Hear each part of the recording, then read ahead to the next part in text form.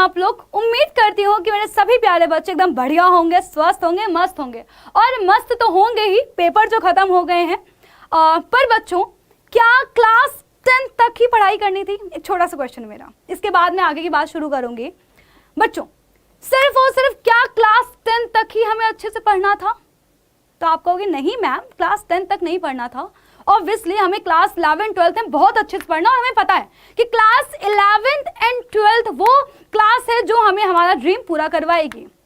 Okay, अगर आप ये बात जानते हैं तो बच्चा बहुत ही अच्छी बात है। अब बच्चों, क्लास 10th के बाद जो सबसे पहला काम हमें करना होता है वो क्या होता है, कोई बताएगा? तो आप कहोगे मैम स्ट्रीम सिलेक्शन। जी हाँ बच्चा, बिल्कुल सही सोचा है आपने। क्लास 10th के बाद हमें जो सबसे पहला काम करना होता है वो ये करना होता है कि हमें अपना सब्जेक्ट चूज करना होता है ना? क्योंकि 10th तक हम सारे के सारे लोग एक सब्जेक्ट पढ़ते हैं, सभी के पास सब्जेक्ट्स कॉमन होते हैं।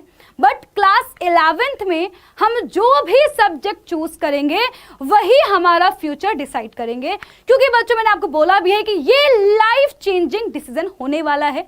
आप आगे साइंटिस्ट बनोगे, इंजीनियर बनोगे, या डॉक्टर बनोगे, या फिर डिफेंस में जाओगे, या फिर आईएएस बनोगे। ये सारी की सारी बातें ये तय करती हैं कि आप क्लास 11th में कौन सा सब्जेक्ट चूज करते हैं, आप कौन सी स्ट्रीम चूज करते हैं। बच्चों, अगर ये डिसीजन इतना इंपॉर्टेंट है तो इस डिसीजन को हम बहुत ही सोच समझ कर लेंगे, है ना? अगर कोई ऐसा डिसीजन जो हमारी पूरी पूरी जिंदगी तय कर सकता है तो उस डिसीजन को हमें बहुत ही सोच समझ करके लेना चाहिए। इस बात पे तो आप एग्री करते होंगे। बच्चों, आज मैं आपको यही बताने वाली हूं कि सब्जेक्ट चूज करते वक्त आपको कौन सी गलतियां नहीं करनी है, कौन सी ऐसी बातें हैं जो आपको ध्यान रखनी है। तो बच्चों, सबसे पहली चीज तो यह है कि यार क्लास 11th जो है ना बहुत इंपॉर्टेंट है। क्योंकि क्लास 11th में अगर आपने मैथ्स ली तो हाँ, आपका जो भी फ्यूचर होगा वो मैथमेटिक्स फील्ड में होगा, है ना? आप हो सकता है इंजीनियर बन रहे हो सकता है आप जो है किसी बैंक की तैयारी कर रहे हो, कुछ भी मतलब कि, है ना? डिफेंस में भी जा सकते हो। अगर आप बायो चूज करते हो तो या तो आप डॉक्टर बन रहे होगे या फिर आगे फ्यूचर में नर्सिंग कोर्सेज कर रहे होंगे एंड ऑल, है ना?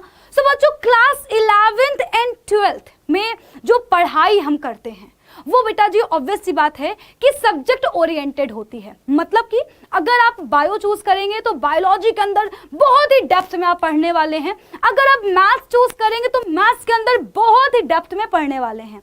यानी कि 11th एंड 12th की जो पढ़ाई है वो बहुत ही ज्यादा कॉन्सेप्चुअल होने वाली है, डेप्थ लेवल की हम लोग पढ़ाई करने वाले हैं, है ना? सो बच्चों, अब अगर पढ़ाई इतनी मुश्किल होने वाली है तो ऑब्वियस सी बात है कि हमें उतनी ही कड़ी मेहनत करनी होगी, है ना? एग्री? हमें उतनी ही जो है ज्यादा मेहनत करनी होगी। बच्चों, अब अगर हमने गलत सब्जेक्ट चूज कर लिया तो फिर क्या? तो फिर तो बच्चा नहीं पॉसिबल हो पाएगा ना। अगर आपका इंटरेस्ट ही नहीं रहा, मान लीजिए अगर आपका इंटरेस्ट ही मैथ्स में नहीं है तो फिर तो आपके लिए वो पढ़ाई बोझ बन जाएगी। और जिस चीज में इंटरेस्ट नहीं होता है उसमें आगे कैरियर बनाना बहुत ही ज्यादा मुश्किल हो जाएगा और आप अलग अलग चुनौतियों का सामना कर रहे होंगे। तो बच्चों, जो मेरा सबसे पहला पॉइंट होने वाला है कि क्लास 11th में अगर आप स्ट्रीम चूज कर रहे हैं तो सबसे पहली बात है वो ये है कि अपना इंटरेस्ट ढूंढो।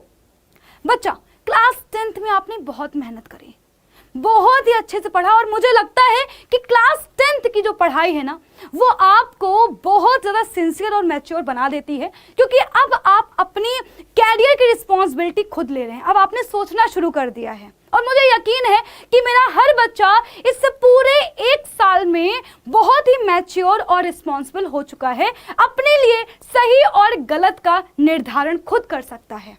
तो बच्चा, सबसे पहली चीज, फ्यूचर तुम्हारा है तो डिसीजन भी तुम्हारा होना चाहिए, क्योंकि मेहनत आपको करनी है। तो अपने दोस्त को देखकर, अपने पेरेंट्स की बातों में आकर के, मामा, चाचा, फूफा, नानी, किसी की भी बातों में नहीं आना है। इवन मेरी भी कही हुई बात पे जो है मैं कह सकती हूँ डिसीजन नहीं लेना है ना?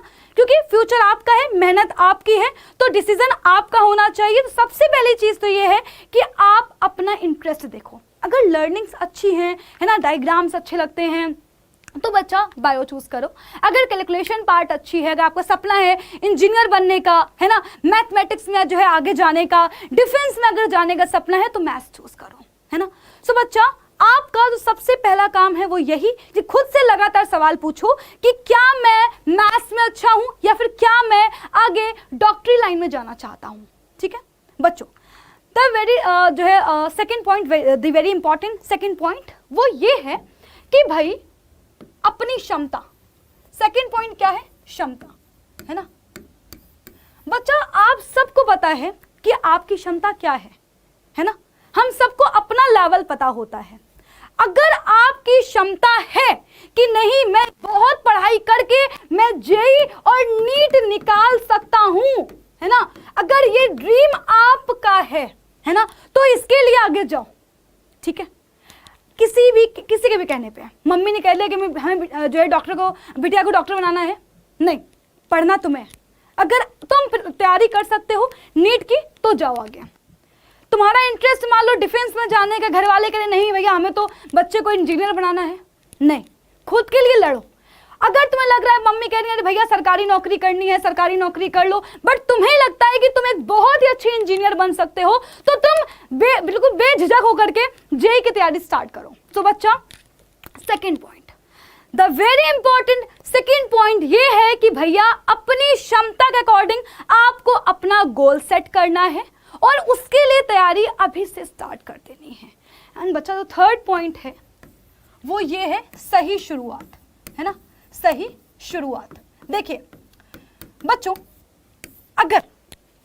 अगर मान लीजिए आपका गोल है, मान लीजिए कोई बहुत ही, जैसे मान लीजिए यूपीएससी गोल है ना, यूपीएससी करने के लिए बहुत टाइम मिलता है ना, बहुत ही मतलब कि आराम से आप कर सकते हो। 26-27 साल के भी लोग जो होते हैं तैयारी कर रहे होते हैं, 28-29 की भी तैयारी कर रहे होते हैं ना, कुछ लोग इवन शादी के बाद भी तैयारी कर रहे होते हैं, है ना।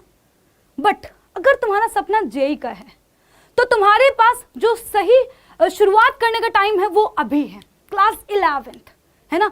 11th से ही हमें तैयारी शुरू करनी है जेई और नीट की, क्योंकि हमारे पास इतना टाइम नहीं है।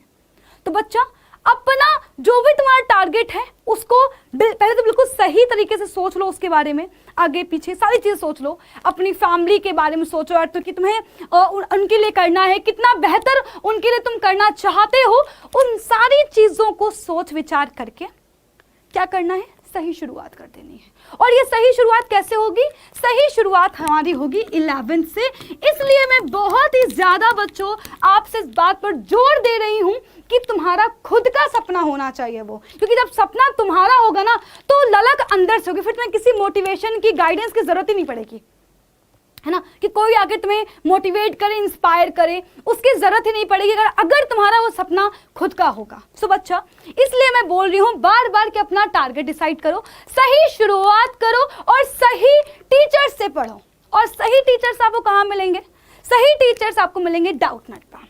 बच्चा ये हमारा टारगेट है, सबका टारगेट वही है, सबको सक्सेस होना है। और सक्सेस ऐसा रातों रात नहीं मिलती है, उसके लिए मेहनत करनी पड़ती है। और मेहनत किससे, कहां से? फावड़ा नहीं चढ़ाना पड़ता।